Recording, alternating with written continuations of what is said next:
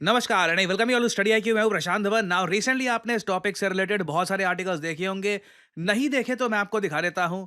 अब इजराइल चाहता है कि ये डॉक्टर एस जयशंकर की जो डिप्लोमेसी है इससे सीखे और ये जाने के किस तरीके से वॉर ऑफ नैरेटिव्स जीती जाती है। बहुत बड़ी स्टेटमेंट है अपने आप में। ये बात इजराइल के जो अम्बेसडर हैं टू इंडिया, इन्होंने ये कही है कि इजराइल को देखिए भारत की डिप्लोमेसी से सीखना होगा, क्योंकि इजराइल के पास हथियारों की कमी नहीं है। इज़राइल एक बहुत ज़्यादा ताकतवर देश है। अपने आसपास के कंट्रीज़ को बुरी तरीके से मिलिटरीली इज़राइल हरा सकता है। इज़राइल का एक बहुत इंपॉर्टेंट रिलेशन भी है यूएसए के साथ। यूएस काफ़ी बार कह चुका है कि यूएसए का number 1 ally, the most important country for the United states of America is Israel. चाहे यूके हो, फ्रांस हो, सब लोग सेकंड, थर्ड पे आते हैं। इज़राइल सबसे आगे है, मगर उस सब के बियॉन्ड इज़राइल ये जानता है कि डिप्लोमेसी के मामले में, नैरेटिव रखने के मामले में, अपनी बात दुनिया के सामने रखने के मामले में ना, इज़राइल बहुत पीछे रह गया है। और आज के समय इज़राइल देखिए इसी बात से सफ़र कर रहा है कि दुनिया के कई देश, चाहे यूरोप हो, चाहे जापान हो, वहाँ पर जो लोग इस्लाम फेथ के नहीं भी हैं, जिनका कोई कनेक्शन नहीं है फ़िलिस्तीन के साथ या फिर अरब वर्ल्ड के साथ, वो लोग भी, जो न्यूट्रल लोग हैं, वो भी आज के समय इज़राइल के अगेंस्ट स्टेटमेंट्स दे रहे हैं। इज़राइल के अगेंस्ट बोल रहे हैं कि इज़राइल गाज़ा में बहुत गलत कर रहा है। तो इज़राइल का मानना ये है कि दुनिया के सामने ये लोग अपना नैरेटिव, अपना पक्ष प्रॉपरली प्रेज़ेंट नहीं कर पाए, और इंडिया से इनको सीखना होगा कि प्रॉपरली अपना पक्ष दुनिया के सामने कैसे रखते हैं। नाउ अब यहाँ पे आप कहोगे इंडिया ने रिसेंटली क्या किया जो इज़राइल ऐसी स्टेटमेंट्स दे रहा है कि भारत की डिप्लोमेसी से हमको सीखना होगा। आप खुद ही समझ सकते हैं। देखो, जिस तरीके से यूरोप, यूएसए ने हम पे प्रेशर डाला था कि रशिया से ऑयल परचेज नहीं करना, रशिया खराब है, या फिर जब हम ऑयल परचेज कर भी रहे थे तो कई यूरोप के जो छोटे लीडर्स हैं उन्होंने ये कहना स्टार्ट कर दिया कि इंडिया गलत कर रहा है रशिया से ऑयल परचेज करके। उस टाइम भारत के विदेश मंत्री ने जो बहुत इंपॉर्टेंट स्टेटमेंट्स दी थी वो मैटर करती है। इन्होंने ओपनली कह दिया था यूरोप को कि यूरोप को इस माइंडसेट से निकलना होगा कि तुम्हारी प्रॉब्लम दुनिया की प्रॉब्लम है, मगर दुनिया की प्रॉब्लम तुम्हारी प्रॉब्लम नहीं है। और सबसे ज़्यादा यूनिक बात यह है कि जब ये स्टेटमेंट जयशंकर साहब ने दी ना, उसके बाद यूरोपियंस ने जेन्युइनली इसके बारे में सोचा, और कई यूरोपियन लीडर्स ने एक्सेप्ट भी करी बात कि ये ठीक कह रहे हैं, ये हमारी सही आलोचना कर रहे हैं। आपको याद होगा जर्मनी के चांसलर ओलाफ शॉल्स, इन्होंने ओपनली ये कहा था कि ही हैज़ अ पॉइंट। जो डॉक्टर अजय शंकर ने बोला है ये सही है। और देखो, अपनी बात रखने का तरीका यही होता है। अगर कोई हल्का लीडर होता, वो बोल के आ जाता, हमको मत सुनाओ कि हमें क्या करना है, इंडिया सबसे महान है, इंडिया देख लेगा, ऐसी स्टेटमेंट नहीं। आप रैशनल बात करिए, लॉजिकल बात करिए, ऐसी बात करिए कि जो लोग आपके अगेंस्ट भी है ना, वो भी एक बार को कहे कि ही हैज़ अ पॉइंट, सही कह रहे हैं। यहाँ पे आप देख पाओगे 2023 का आर्टिकल है, Indian minister has a point, German chancellor Olaf Scholz quote Jaishankar European mindset remark. ये होती है नैरेटिव की जीत, कि अपना पक्ष रखना और सामने वाले को एग्री कराना कि मैं ठीक कह रहा हूं ना। उस सब के अलावा आपको याद होगा कई यूरोपियंस ये भी कहते थे कि इंडिया आज भी रशिया से वेपन क्यों परचेज कर रहा है।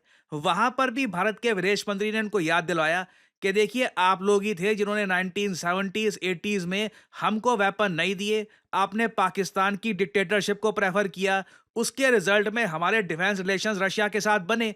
अब इतिहास का जो वो पहलू है उसको हम भुला के तो आगे बढ़ नहीं सकते। ये सब लॉजिकल बातें हैं। ये सब ऐसी बातें हैं जो एक रैशनल माइंड वाले लोग, वो एक बार को स्टडी करते हैं, वो कहते हैं हाँ ठीक है, ओके, हम समझ सकते हैं इसको, परहैप्स हमें भी अपनी तरफ देखना चाहिए, हमसे भी गलतियां हुई है। और इजराइल के एम्बेसडर इसी बात को हाईलाइट कर रहे हैं। वो ये कह रहे हैं कि इजराइल को सीखना होगा भारत से कि किस तरीके से नैरेटिव की जंग जीती जाती है। और प्राइमरली उन्होंने यहाँ पर यह भी कहा है कि इजराइल को यह भी देखना होगा कि सॉफ्ट पावर को कैसे यूज करना है। सॉफ्ट पावर होती क्या है? देखो, दुनिया में यह बात सब लोग मानते हैं कि सॉफ्ट पावर के मामले में अगर एक देश नंबर 1 है तो वो है यूनाइटेड स्टेट्स ऑफ अमेरिका। एक एग्जाम्पल देता हूं, मान लो कोई देश है अफ्रीका में, कोई एक कंट्री है, वहां पर चुनाव हुए हैं। चुनाव जैसे ही हुए, यूएसए को एक स्टेटमेंट देनी है। आप सब लोग जानते हैं यूएसए को एक स्टेटमेंट देनी है कि ये चुनाव ठीक नहीं हुए हमारे हिसाब से। आपको पता है अचानक से ना पूरा वर्ल्ड मीडिया, सब लोग मानना स्टार्ट कर देंगे हाँ कुछ यहाँ पे धांधली हुई होगी। यही स्टेटमेंट इंडिया दे तो कुछ वजन है, मगर उसका इतना इंपैक्ट नहीं पड़ेगा जितना यूएस की स्टेटमेंट का पड़ेगा। इसका रीजन क्या है? यूएसए के पास इतनी आप कह लीजिए इंटरनेशनल क्रेडिबिलिटी है, लोग यूएसए की स्टेटमेंट से इन्फ्लुएंस हो जाते हैं। और आप इमेजिन करके देखो, यूएसए के सेलिब्रिटीज भी कल को कूद जाएं इस सब में। जो इनके फेमस एक्टर्स हैं, जो इनके बहुत फेमस डायरेक्टर्स हैं, मूवी स्टार्स हैं, सेलिब्रिटीज हैं, जो दुनिया भर में मशहूर हैं आज के समय, वो भी कुछ स्टेटमेंट दे रहे किसी कंट्री के बारे में। मैं यहाँ पर बात कर रहा हूँ अमेरिकन के इन्फ्लुएंस की। फॉर एग्जाम्पल इलॉन मस्क, कितना इन्फ्लुएंस है उनका, उनका खुद का सोशल मीडिया प्लेटफॉर्म है। वहां पे कोई स्टेटमेंट दी जाती है, दुनिया भर में न्यूज बनती है। कई अमेरिकन सिंगर्स हैं जिनको दुनिया भर में लोग सुनते हैं। फॉर एग्जांपल टेलर स्विफ्ट, इतनी बड़ी फैन फॉलोइंग है उनकी। तो ये सब मिलके बनती है एक कंट्री की सॉफ्ट पावर। नाउ यूएसए की सॉफ्ट पावर को कोई मैच नहीं कर सकता। मगर इंडिया की भी सॉफ्ट पावर है, कम है, यूएसए से बहुत कम है, मगर हमारी भी सॉफ्ट पावर है। और उसको हम किस तरीके से यूज करते हैं अपना नैरेटिव शिफ्ट करने के लिए, अपना नैरेटिव दुनिया के सामने रखने के लिए। इजराइल के एम्बेसडर कह रहे हैं कि वहां पर भी हमें भारत से सीखना होगा। और ये मैं आपको बता दूं, इजराइल जैसा कंट्री जो बहुत प्राउड है अपनी संस्कृति को लेकर, अपनी लैंग्वेज को लेकर, अपनी हिस्ट्री को लेकर, इन लोगों का ये कहना कि हमको भारत की डिप्लोमेसी से सीखना होगा, बहुत बड़ी कॉम्प्लीमेंट है। नहीं तो आप इजरायली से पूछो ना, वो लोग ये मानते हैं कि उनकी जो भाषा है हिब्रू, ये दुनिया की सबसे पुरानी भाषा है। जबकि ज़्यादातर जो अकेडमिक्स है दुनिया भर के, वो मानते हैं कि दुनिया की सबसे पुरानी भाषा या तो तमिल या संस्कृत, मोस्ट प्रॉब्ली संस्कृत, इन दोनों में से है। तो अब यहाँ पे आप सवाल पूछोगे कि क्या इसका मतलब ये है कि इंडियन फॉरेन पॉलिसी पीक कर चुकी है, अब इंप्रूवमेंट की गुंजाइश नहीं है? नहीं, ऑब्वियसली अभी भी इंप्रूवमेंट की बहुत गुंजाइश है। सॉफ्ट पावर की जो लिस्ट है ओवरऑल, उसमें अभी हम टॉप 10 में भी नहीं आते। मेरा मानना है कि जैसे जैसे भारत की इकोनॉमी और इंप्रूव होगी, और सबसे बड़ी बात देखिए, भारत को सबसे ज्यादा चोट पता है क्या चीज पहुंचाती है? हमारे देश की ओवरऑल जो सिटीज है ना, उनकी इमेज। कोई फॉरेनर भारत में आता है ना, देखता है कि साफ सफाई प्रॉपरली नहीं है, स्ट्रीट फूड जिस तरीके से प्रिपेयर किया जाता है उसकी आपने देखा होगा, कई लोग वीडियो बना लेते हैं और फिर इंस्टाग्राम में डालते हैं, दिखाते हैं कि देखिए साफ सफाई नहीं है, या कुछ छोटा एक इशू पकड़ लेते हैं।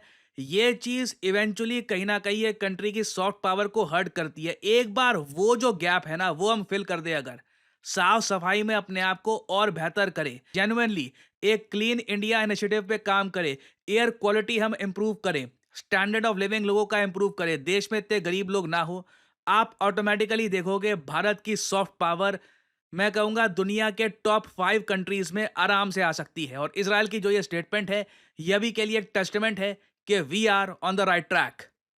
नाउ फाइनली आप लोगों से मैं एक सवाल पूछूंगा यहाँ पर। एक देश है, हाल ही में इसने भारत का MFN मोस्ट फेवर्ड नेशन का स्टेटस सस्पेंड कर दिया है, खत्म कर दिया है। आपको बताना है कि वो कौन सा देश है जिसने भारत का MFN स्टेटस समाप्त कर दिया है। ये है यहाँ पे आपकी ऑप्शंस: रशिया, स्विट्जरलैंड, जापान या फिर कनाडा। कमेंट सेक्शन में करिए उत्तर।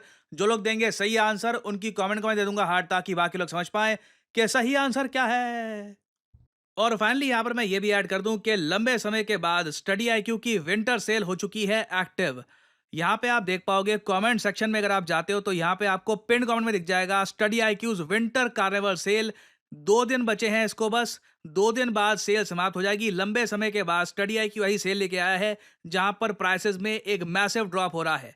अगर यहाँ पे आप क्लिक करते हैं यूपीएससी लाइव फाउंडेशन 2026 बैच पर, क्योंकि अगर आप एक कॉलेज स्टूडेंट हैं, आपके पास टाइम है, आप एक जेन्युइन अटेम्प्ट देना चाहते हैं यूपीएससी एग्जाम का, तो आप परचेज कर सकते हैं स्टडी आईक्यू का P2I फाउंडेशन बैच, दिसंबर मॉर्निंग बैच। और अगेन ये जो प्राइस लिखा है, don't even look at it, इसको आपको पे नहीं करना। यहाँ पे 4 ऑफर्स अवेलेबल पे आप क्लिक करोगे, यहाँ पे आपसे कोड मांगेंगे, कोड डाल दीजिए PG10 और प्राइसेस बहुत ज़्यादा गिर जाएंगे। आपको 36 महीने की वैलिडिटी के साथ ये कोर्स मिलेगा। प्राइस है इस कोर्स का 28,000 रुपीज़। बेसिकली पर मंथ आप 1,000 रुपीज़ भी पे नहीं कर रहे इस कोर्स के लिए। और यहाँ पे आपको प्रीलिम्स, मेंस और इंटरव्यू तीनों के लिए स्टडी आईक्यू प्रिपेयर करेगा। यहाँ पे आपको लाइव क्लास मिलती है, 1-to-1 मेंटरशिप, आप एक मेंटर से डायरेक्टली बात कर पाओगे। ऐसे नहीं कि बस क्लास आ गई और कुछ आपने नोट्स बना लिए और एक टेस्ट सीरीज आ गई आपने अटेम्प्ट किया। You will be talking to a mentor जो आपको मोटिवेट करेगा, गाइड करेगा अबाउट योर प्रिपरेशन। आपकी आंसर राइटिंग प्रैक्टिस होगी, प्रीलिम्स टेस्ट सीरीज लगातार आपकी यहाँ पे होगी, and we will try to make sure कि आप इस कोर्स को प्रॉपरली फॉलो करें।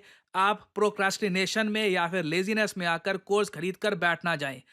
तो आप इस कोर्स में इन्वेस्ट कर सकते हैं। The best investment you can make is in yourself. और अभी 2 दिन की सेल चल रही है। Use the code PE10 to get the maximum discount in this course and save your hard earn money. So इसी नोट के साथ ये है वीडियो का अंत। Thank you for listening and as I always say, may the gods watch over you.